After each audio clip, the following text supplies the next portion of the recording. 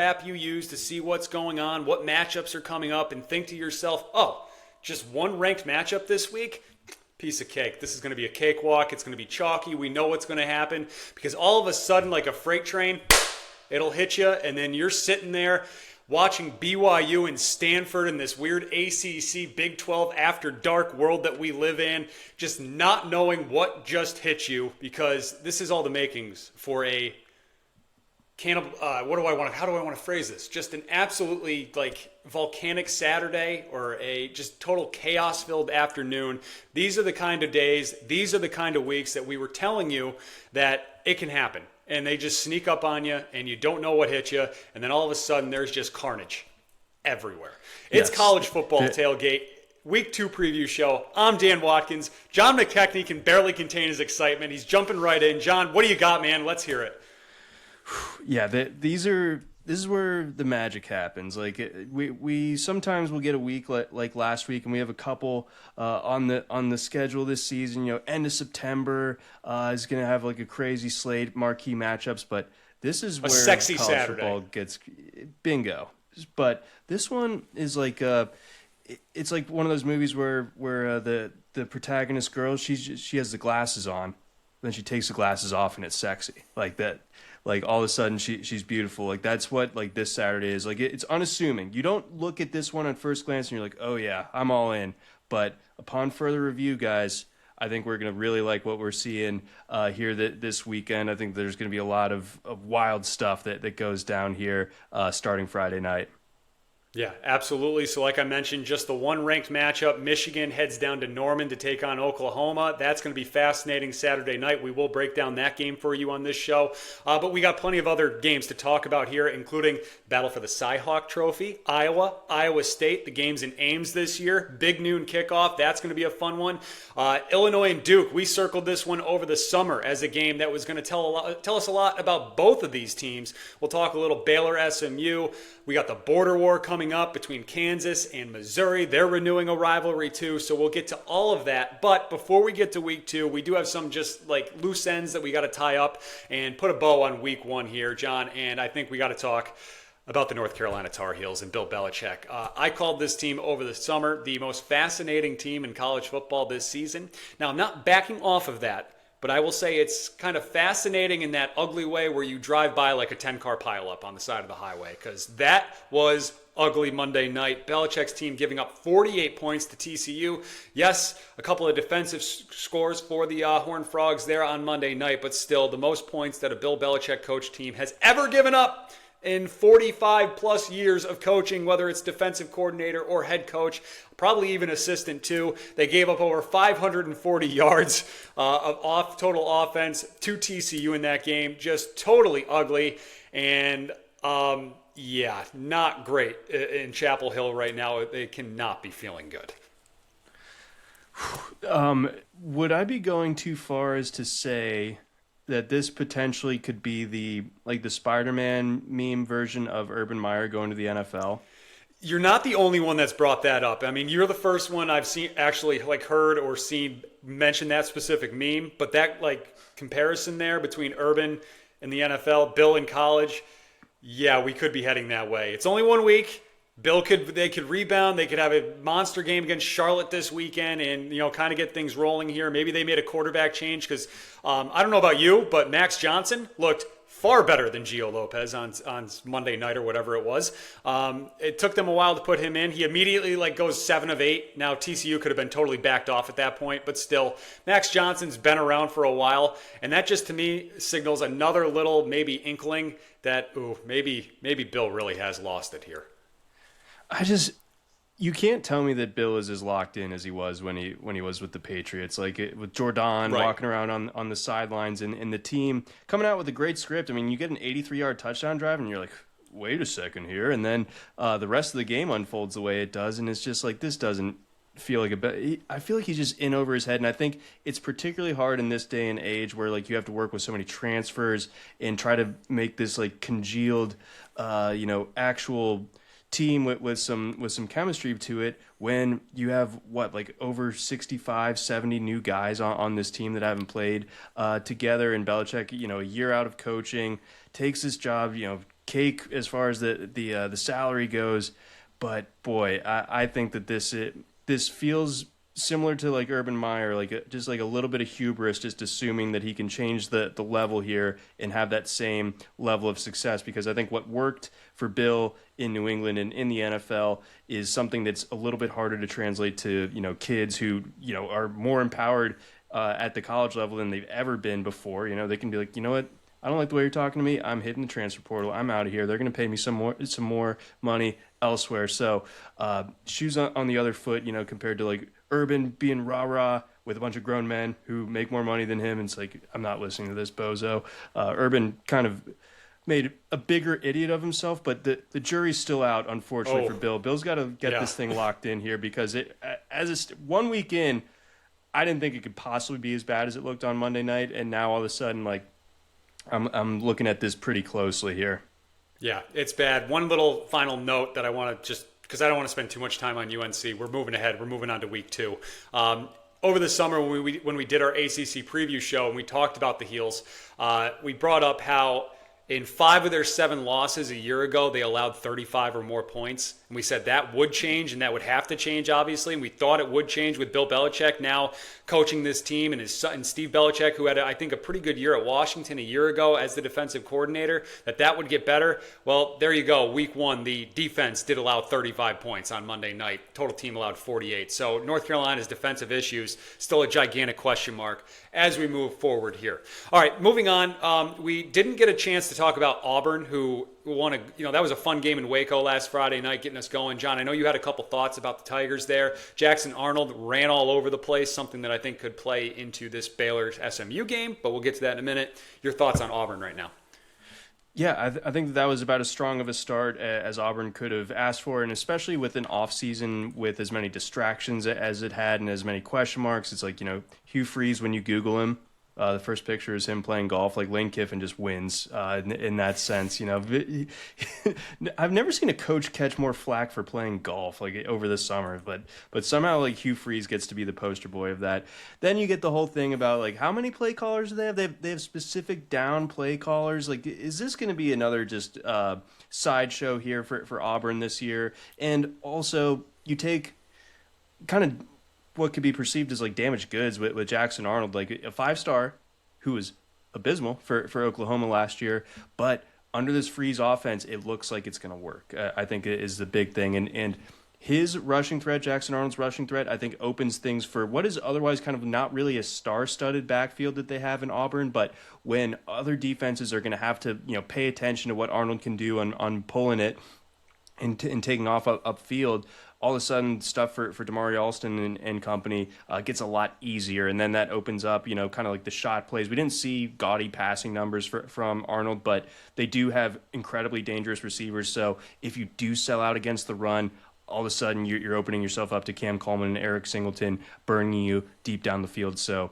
I think Auburn, I take big note of that one. I know they did have a special teams touchdown in that game against Baylor, but for them to come out the way that they did, that was about as good as you could have hoped for if you're an Auburn fan. So things are trending up for them, I think, in a pretty extreme way. We both kind of liked Auburn to get it done against Baylor, but in that fashion, I think even more so now.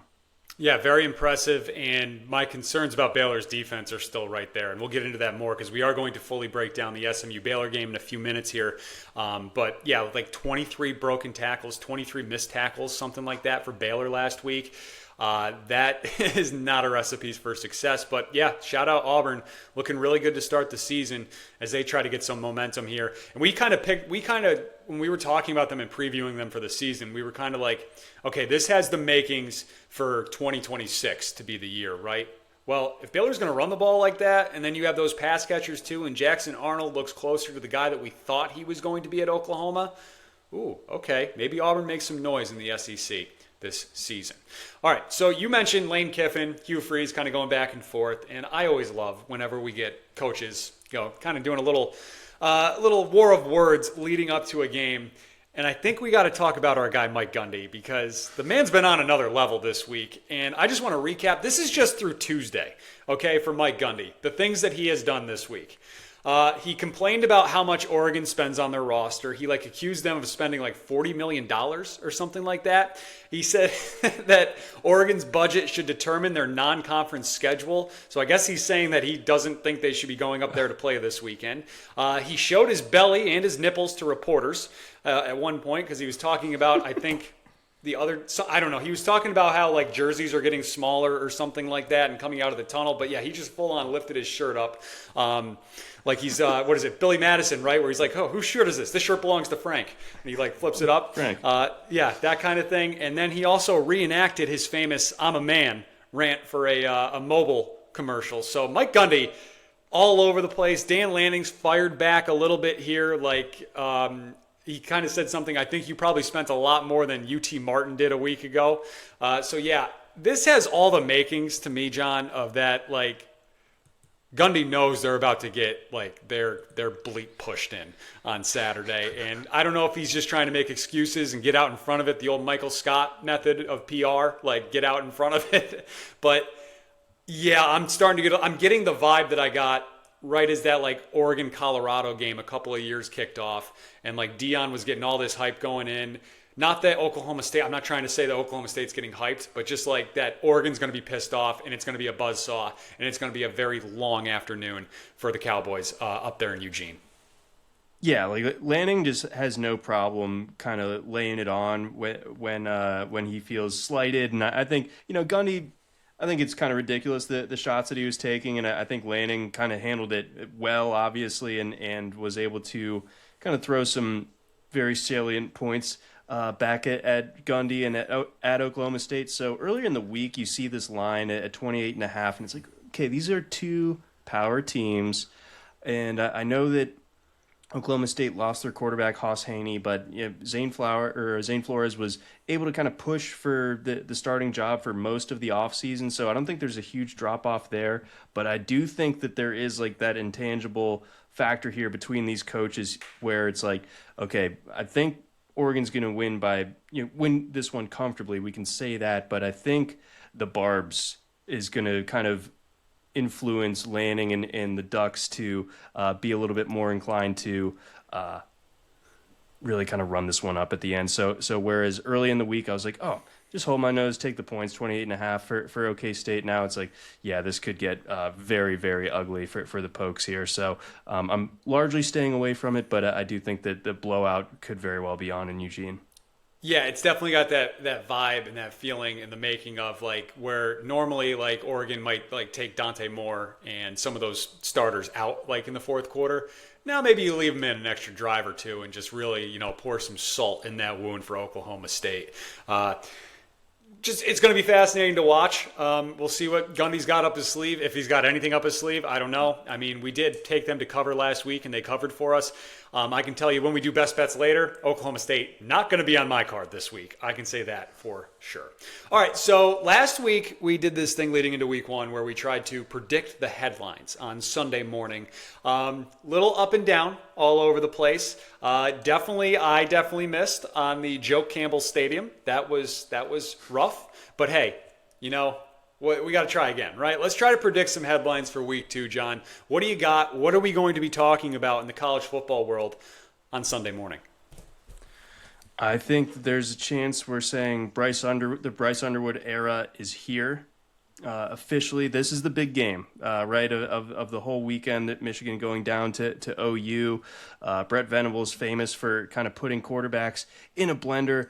Bryce Underwood, obviously such a huge recruit, huge get for this Michigan team that sorely needed some help at quarterback. So I really liked what I saw out of Underwood last week. I think that he very much is worth the amount of hype that he's gotten. I think some of those throws were Sunday throws already from that kid. So that plus I think Michigan's defense is looking really good on the other side. And it was interesting that some of the film guys out there, the more prominent college football film guys, you look at the box score for John Mateer last week, good, but apparently some missed throws, some missed opportunities from him. So Bryce Underwood era, I think is my big headline going into what we're going to be looking at on Sunday.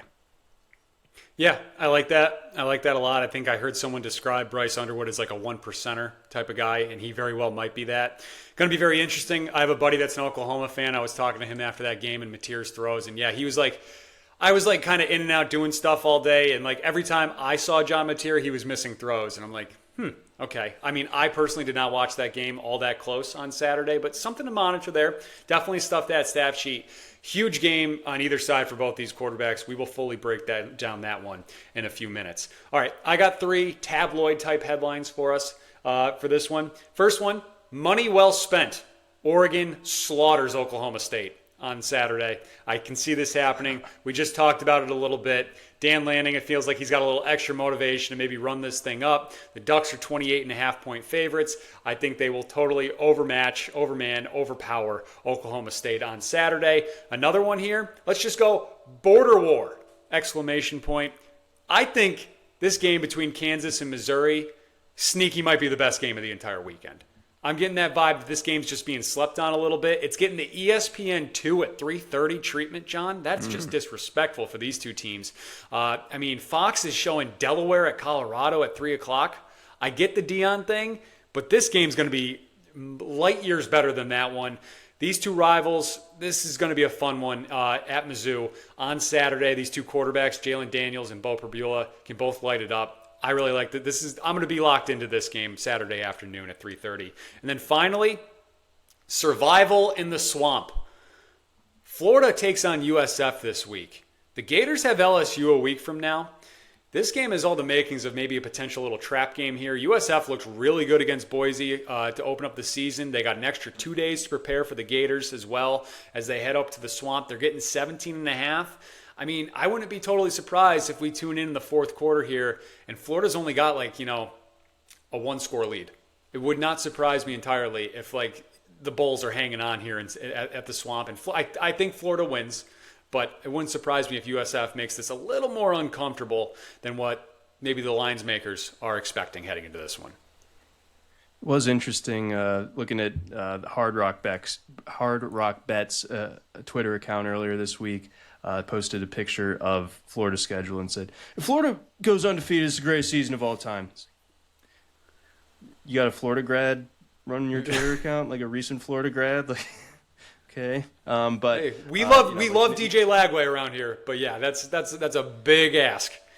It just turned September, and you just beat Long Island. There's a long way to go, including this game against USF, who looked awesome. I think they were one of the big winners from week one, really kind of not just beating Boise State, but really kind of taking it to them, get a little extra rest there. So I like that. And then tell me if this works, like workshopping along with your Oklahoma State one, T-Boone Slim Pickens, because Oklahoma shallow pockets now. Ooh, okay. I like that. There you go. And going back to your Oklahoma, Michigan, I was trying to come up with something like a song lyric or something for Michigan and Oklahoma, but I couldn't come up with something. I'm glad you did. But yeah, a lot to watch, a lot to look forward to this week. Let's start diving into some games here. And let's start right off at noon Saturday. Big noon kickoff on Fox. Iowa at Iowa State. John, the Battle of the Cy-Hawk Trophy, we know, is always must-watch, just great theater. These games normally come down to a 1-score game, some late kick or something like that. This line sitting at Iowa State -3, 3.5 on some spots. We got a total sitting at 41.5. Iowa State has not beaten Iowa at home since 2011. They are 0-6 straight up in that time, 1-4-1 against the spread. And by the way, guys, the road team in this rivalry has won every single game dating back to 2018. So I think that's it's 5-0 at this point. They skipped the COVID year. Since 2004, you're probably going to hear this all over the place. This matchup, 17-3 to the under. John, when I'm looking at this one, I'm looking at these two quarterbacks. Rocco Becht has been awesome to start the season. Did what he had to do against Kansas State. Had a really big game against South Dakota last week, which he should have. And then we got the Mark Gronowski transfer on the other side. Didn't really have to do much last week. I think he went 8 of 15. I don't even know if he got over 100 yards passing in that game. They just ran the ball for over 300. So the quarterback matchup's fascinating here. Where are you looking when you're trying to handicap and break down this matchup? Yeah, I wanted to see it, even with the opponent. I wanted to see a little bit more out of Gronowski because there's a lot more for him to prove. Like the burden of proof is a little bit higher for him coming over from the FCS level. I think that if there's an expectation that Iowa is a little bit healthier and a little bit more fun to watch on offense this year, I think it has to start with Gronowski, and it didn't really look super sharp in that one. And I think it's fair to wonder if Ferentz and company were wanting to save stuff for the Cy-Hawk game and not really like show their hand too much and show what Gronowski can do. So he's the big X factor here because Becht has been the starter for a long time and is very accomplished, very established, very, very good on the Iowa State side of things. So if Gronowski is able to get the QB run going, I think that's going to really help things as far as Iowa's concerned. I'm a little bit worried about Iowa State's defense in this spot if that ends up being the case. So I think we might, it may be sacrilege to say this and maybe crazy to say it as well, but I think we get some points in this one. I mean, you get dangled to 41.5 in a college football game, even with the history being what it is, and even with Iowa being involved. And I'm still like, I could see just enough points getting us over here. Yeah, I agree with you. I mean, each of the past 2 years when these two teams have met, Rocco Becht has at least 35 pass attempts in each of those games. I think we see something similar here in this one. Starting to gel with some of those new receivers. Yes, it's against South Dakota, but still starting to look pretty good and find some rhythm there with those new receivers. We know they really like their tight ends. I do really like the way this Iowa State team is built. So, like, if I had to pick a side here, I'd go Iowa State and lay the points. I'm not betting this one. I'm staying away. I'm just going to watch as a casual observer here for this one. But I think I just trust Rocco Becht here to make some plays where I know what I'm going to get out of him. Where Gronowski, I'm still not sure. I have more questions there. And yeah, this Iowa defense last year, we saw them give up plenty of big plays. Iowa State, we saw Kansas State hit a couple home run plays against them in Ireland. I think I'm kind of going with you there towards maybe this might be an over here. And maybe this could be a live over spot too. Like if these two teams each stall out early quick and we get this number down into the 30s, it could really be a nice live spot that I'm looking to take the over at. Great angle. I like that call a lot because this isn't going to start with fireworks, but I think we'll get them eventually as they feel each other out. But we could see the line reflexively go down into the 30s, like you said, at which point pounce. Definitely. So once again, Iowa State favored by 3.5. The total sitting there at 41.5. All right, moving on. Another noon kickoff. John, this noon slate on Saturday is it's bonkers. All right, here we go. Illinois at Duke. The Illini favored by 3 points on the road. The total here at 49.5. This is the first big test for this Illinois team that has a lot of expectations this season. We circled this one in our preview. It's a big test for both these quarterbacks as well against these two defenses. Luke Altmaier on the Illini. We got Darian Mensah on the Duke side as well. John, under Brett Bielema, Illinois is 11-3 to the under in non-conference games. This is all the makings where this could be a very uncomfortable one for Illinois. I'm really fascinated to see how they handle this Manny Diaz defense. Yeah, it's so hard to glean much from last week on either side. I think if you wanted to get a little bit, critical of one side, it'd probably be Duke. It took them a while to put Elon away, and Mensah ended up with a great box score, but again, it took a while to get there with some second half touchdowns. It shouldn't have to do that against Elon, whereas Illinois, was start to finish boat race city against, I think it was Western Illinois. So they were on track right away, fast start. But I think that Mensah, the better quarterback between the two of them. But I think that this Illinois defense is really, really tough. This number has been one that's really put my brain in a pretzel throughout the week because when there were books hanging the right.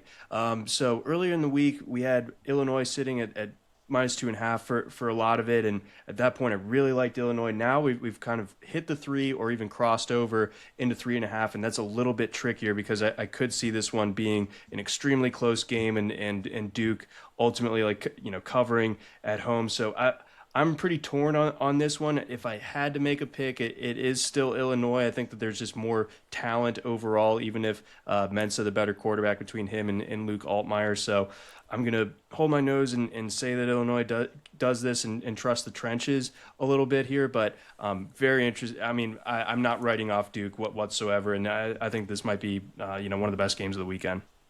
Yeah, so I think for me, I think where this game's going to be decided and how I'm looking at this is Illinois' commitment to running the ball here. I think that's the key in this one. Duke's run defense is still a gigantic question mark. So they allowed over 150 yards per game on the ground a year ago in 2024. Elon just ran for 163 on them last week in week 1. Now, they can do that against an Elon team and allow that to happen. Against this team, Bielema and Illinois' offense, and their defense that they have on the other side, Duke's not going to be able to just get points whenever they want here on this one. So I think if Illinois can really get that ground game going, I think that's going to do wonders there for the Illini, and they will eventually be able to pull away here in this one. I lean Illinois like you. It's a no bet for me. I don't always love laying points on the road, especially in a game like this. I mean, we circled this one as a big spot for both these teams. It really does feel like this is a potential springboard game on each side here that can really get either one of these teams going with some nice momentum here as we move on through the month.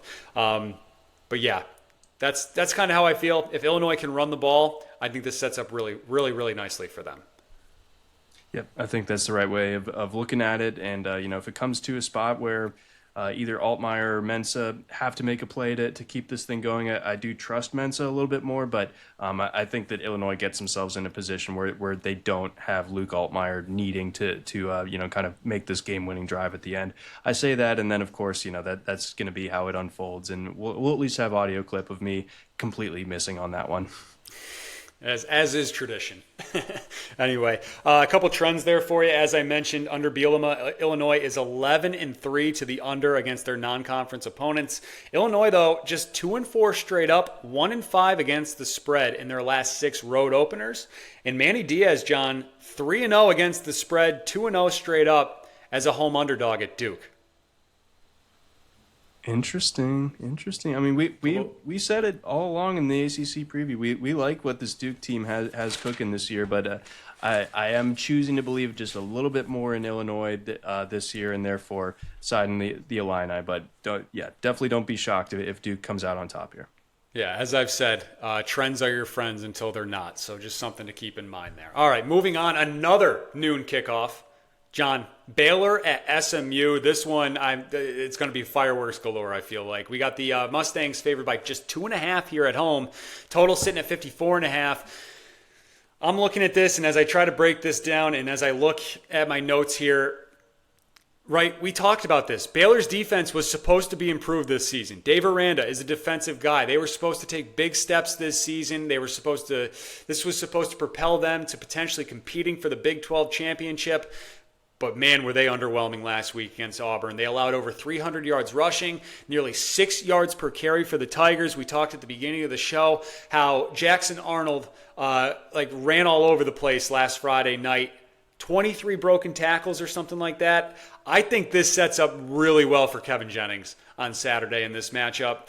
I think he's going to be able to take advantage of that as well. I think Rhett Lashley is going to know what he's doing and going to be able to take advantage of this Baylor defense.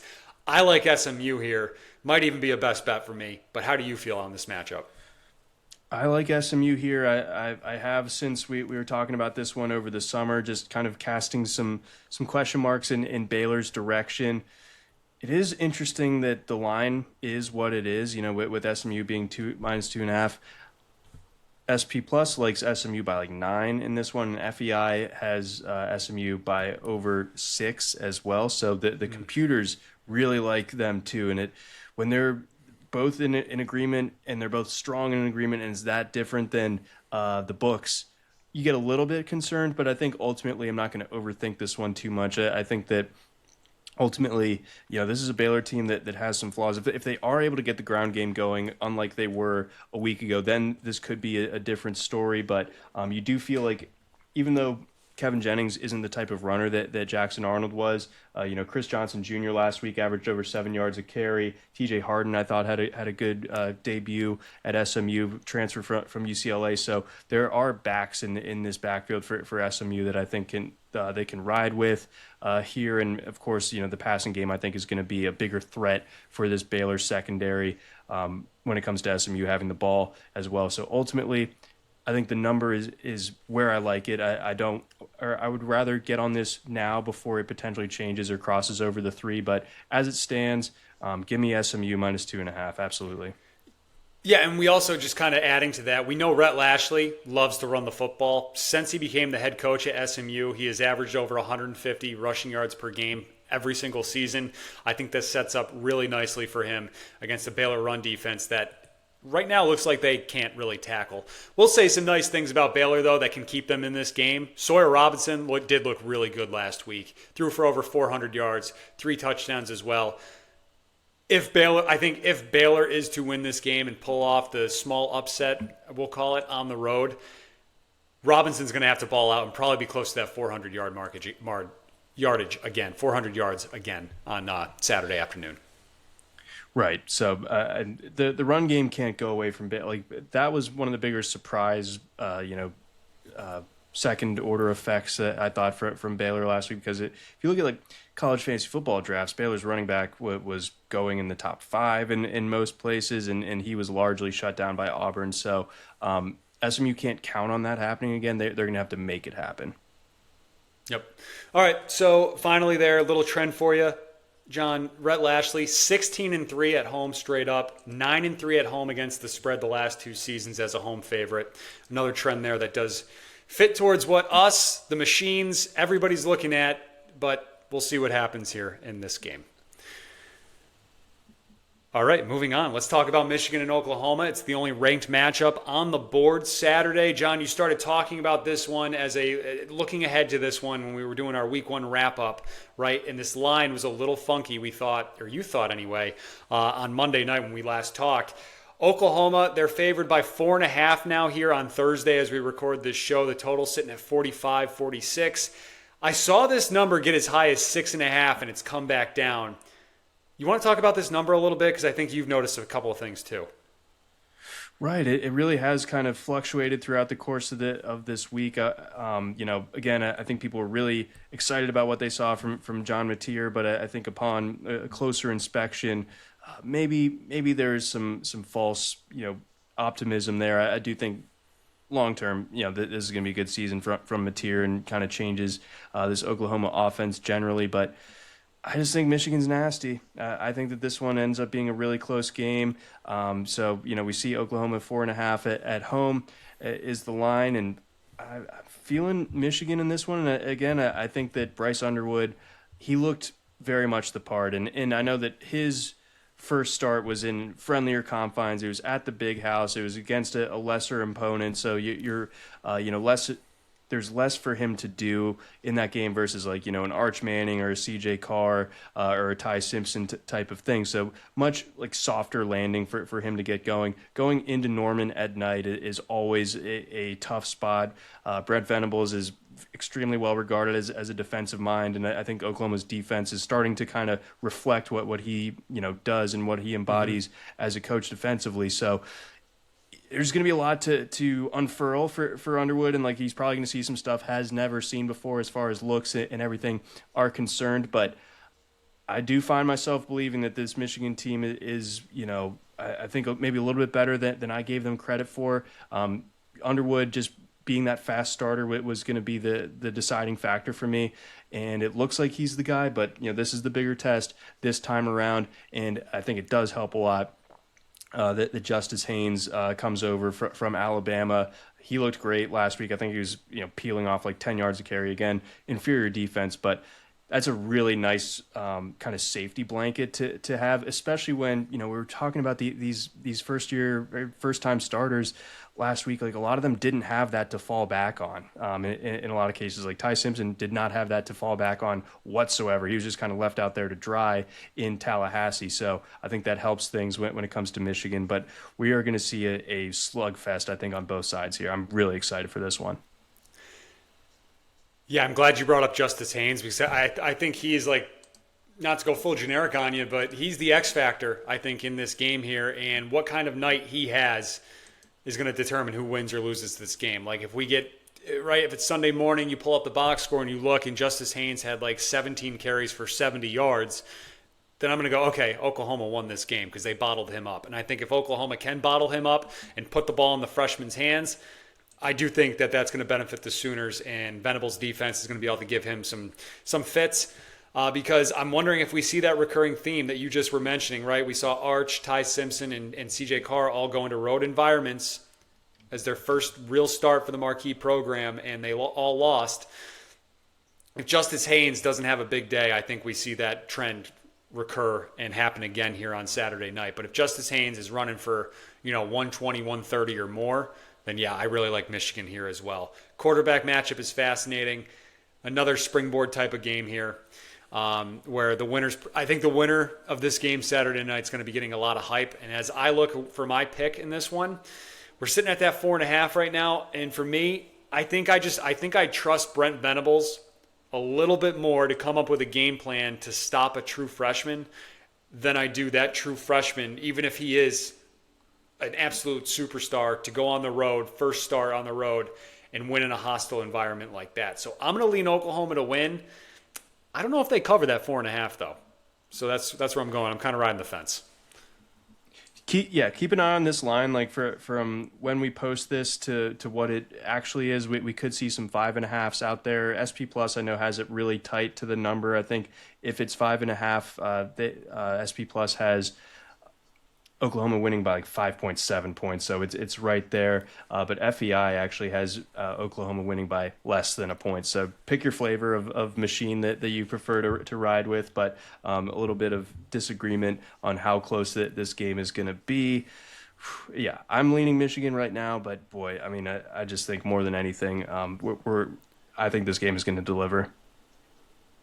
Yeah, and speaking of games that I think are going to deliver too, let's quickly talk about the border war. Let's actually kind of dive into this one a little bit. Kansas heads to Mizzou. They're renewing acquaintances. They haven't played in a few years because sometimes, things just happen in college football. Just forgets some of the great traditions and rivalries that they have. But nevertheless, we have this game on Saturday, 3:30 kickoff. John, the Tigers, Missouri, they're favored by 6.5 here. No line movement at all when it comes to the side, or the spread anyway. Total sitting at 50.5, which is ticked down from where it opened at 51.5. I don't know. I kind of like the over. I think these two offenses are going to be able to put up points. I think Missouri especially is going to be able to put up points. But I don't know. I can't trust them to fully slow down Jalen Daniels either if he's fully healthy. I can't wait to watch this one. Yeah, I think you have it right that maybe targeting the total is going to be the way. And if I had to pick a side, it gets a little bit trickier. I want to pick Kansas. I think that Jalen Daniels is the man, and he's obviously been around for so long. But I got to say, even against a kind of a zero of an opponent last week, like Bo Perbula looked like how he's supposed to. He looks scary to me. I think that mobility that he's got, plus a little bit of size to him, I think that he can be this real weapon for Mizzou this year. So I think that we're going to get I just don't know if Kansas can stop him on the QB run stuff. I know they see Jalen Daniels in practice, but they didn't really get live reps against it necessarily, against Wagner, of course. And then against Fresno State, you're playing against E.J. Warner, that's Kurt Warner's son. He's not going to threaten with the legs so much. So, yeah, Kansas is definitely going to have to try to just contain, keep a lid on Pribula, because I think that's what Mizzou wants to do first and foremost.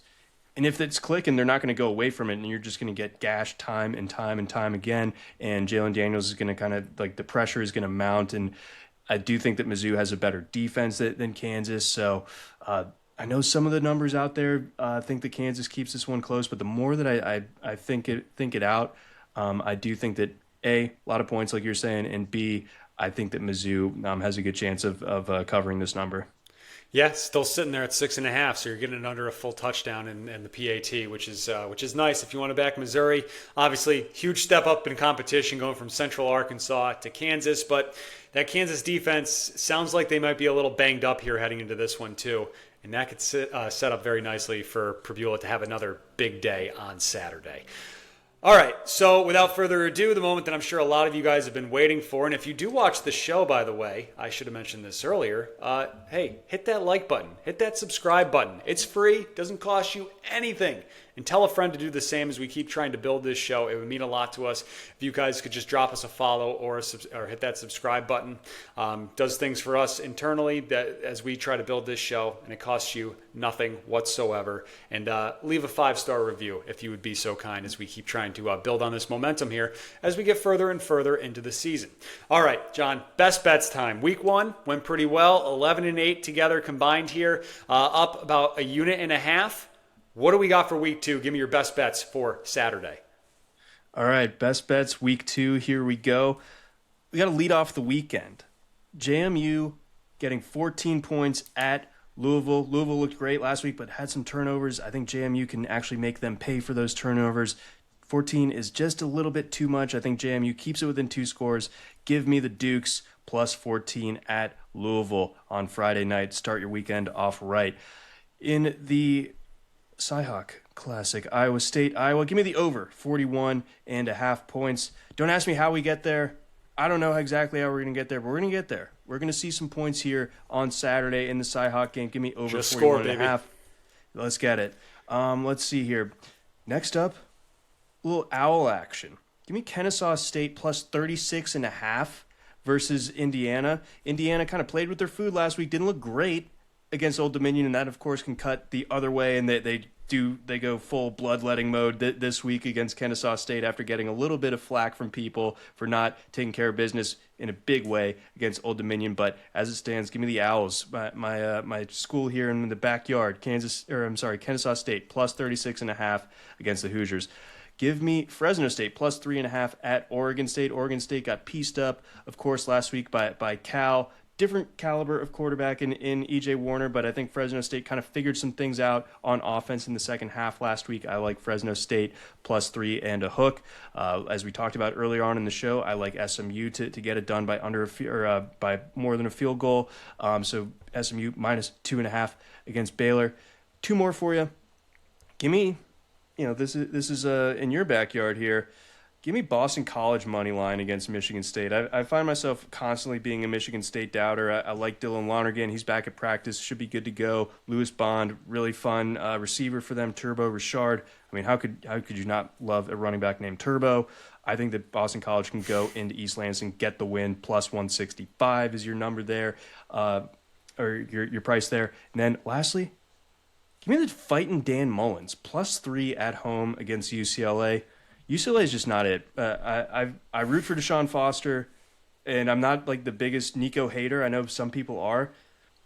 I don't know, man. It just feels like this is not gonna work for the Bruins. And I think that the Nico thing reeks of desperation. And I think that this UNLV team, a little seasoned. They've already played 2 games this year. I think they're gonna be ready to rock. Give me the Rebs.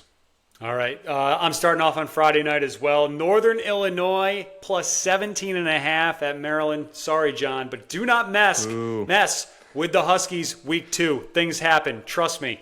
Let's go UConn plus 7. Speaking of the Huskies, UConn did wonders for us last week. We're going right back to them as they head over to Syracuse. Plus 7 for UConn. SMU minus 2.5. I guess that's our combined 2-unit play this week. Utah State plus 31.5 in this matchup of the Aggies down there in College Station. Maybe a little sleepy spot for Texas A&M here. Maybe a little look-ahead game. Let's go Western Kentucky plus 7 as they head to play Akron this week. And then let's go I already gave you Texas and San Jose State over 51.5 earlier. We're going with that one. Army, Kansas State. Let's go over 46. I'm really concerned about this Kansas State defense and if they're going to be able to handle this Army rushing attack. So I think we get some points there in that one. Let's go Arizona State, Mississippi State under 59.5. This game might be a little bit more of a slog than some people are anticipating. And then finally, 2 more for you. We'll go Alabama, Louisiana Monroe over 50.5. I think Alabama's got to put up some style points on Saturday. And then finally, we'll go BYU and Stanford over 46.5. All right, so those are our bets for this. Those are our bets for this weekend. We got, I think, 17 of them in total. So hopefully we are profiting again. But anyways, John, before we wrap things up and fully close out here, I mentioned the USF and Florida game at the beginning. I also just mentioned Utah State and Texas A&M. I think this is a week where you can look ahead to week 3 and see, well, are any of these teams, any of these kids looking ahead for a week from now?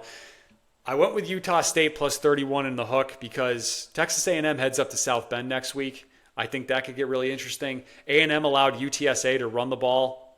I think they ran for over 200 yards a week ago. So I don't think they're going to have an issue with just like bleeding clock to get out of this game, which means over 4 scores here might be a little bit too much for A&M to cover at home.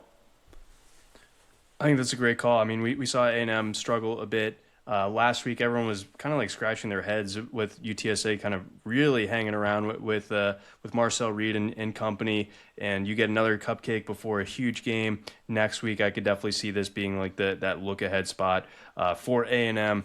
And like you said, you got more Aggies coming into town there. I don't know. Could be a little bit, not competitive necessarily, but certainly within that number. I like that call. All right, and then the other one there, any thoughts on that Florida and USF game? I know we kind of talked about it a little bit at the top, but 17.5, Florida, the Gators have to go to Baton Rouge and play in Death Valley next week.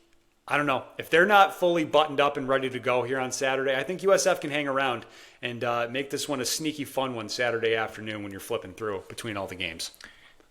Yeah, I mean, we'll learn how for real the USF thing was, or if it was just like, wow, we really need to reframe what we think of Boise this year, because, I mean, they put it to Boise, but we'll see how much that means exactly. But I thought the defense looked tenacious for USF. Like they're gonna be firing off. They're gonna be flying to the ball, everything like that. I think Byron Brown, someone who kind of like to buy back in on post hype, had some real love for him going into like last season or 2 seasons ago. Didn't go quite as expected, but seems like it's clicking a little bit on that offense. It looked like they had some dudes. It looked like they had some actual speed as well. So it could be an uncomfortable Saturday in the Swamp, and not just for the weather.